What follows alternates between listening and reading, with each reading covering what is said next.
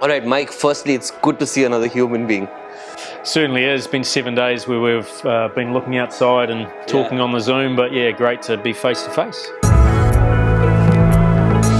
And it's a very unusual circumstance that we're in. It's an invisible threat. All of us are humbled by it. I want to begin by asking you, how complex is this going to be for you to handle cricket operations and the team?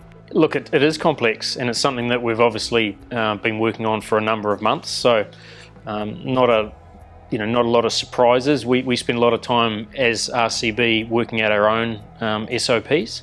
Yeah. So what we want to put in place when we're over here, and they were amended slightly when the BCCI came up with theirs. So we were pretty well advanced in those expectations, and we'd prepared pretty well as a support staff.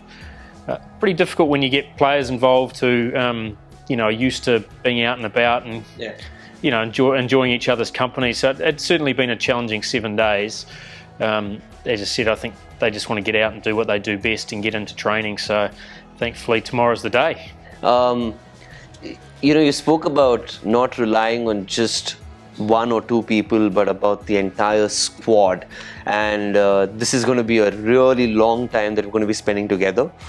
So what activities do we have for the squad? I mean, what have you planned? Some fun stuff, anything to just get the head off cricket and move into other things and then go back again? Yeah, well, as I said, that's where a huge part is that team room that we've got down there. So we've got, there'll be a Formula One simulator down there. Oh, lovely. Okay. Which should be pretty good. Were you involved in picking that as well? I was involved in picking that. I was also involved in picking a golf simulator. Oh, lovely. Because we're going to drive past a lot of great golf courses and not be able to play them. Yeah. And there's a lot of guys here that, as I said, when you get away from cricket, you want to be able to just get into something that you enjoy. Yeah. And the reality is that all of us are competitive. Yeah. So all the players will want to do something that is competitive. We can do something that's a bit physical as well. Yeah. So rather than just sitting in their rooms. So that whole room will be filled with lots of different activities.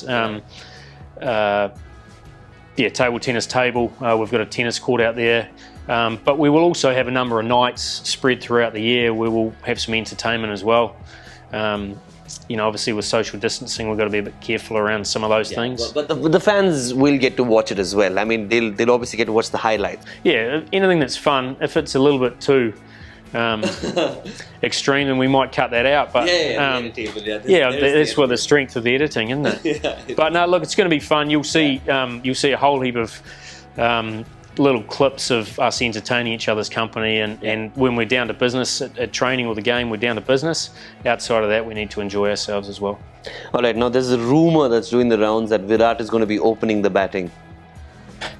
You're looking at a left-right pair. What is going on, Mike? You have to tell us about this. Well, it's really interesting because I did a couple of hours of press conferences yesterday and never talked about Virat batting or where Aaron Finch is going to bat, and apparently they're both opening the batting together. So they are? Apparently, yeah. So I think the reality is, from a coaching point of view and a director point of view, is that we won't actually be telling anybody until our first team's announced exactly what our lineup is, because that's a strategy. We're going to want to keep some of that up our sleeve in terms of where we use players, and no doubt we'll get asked many questions about who's going to bat where, but you're just going to have to wait.